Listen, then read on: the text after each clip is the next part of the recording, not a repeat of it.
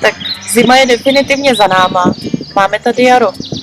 Cítíte se také po té zimě tak trošku unavení, ospalí, máte zažívací problémy a vůbec si myslíte, že ta zima vám dala trošku zabrat?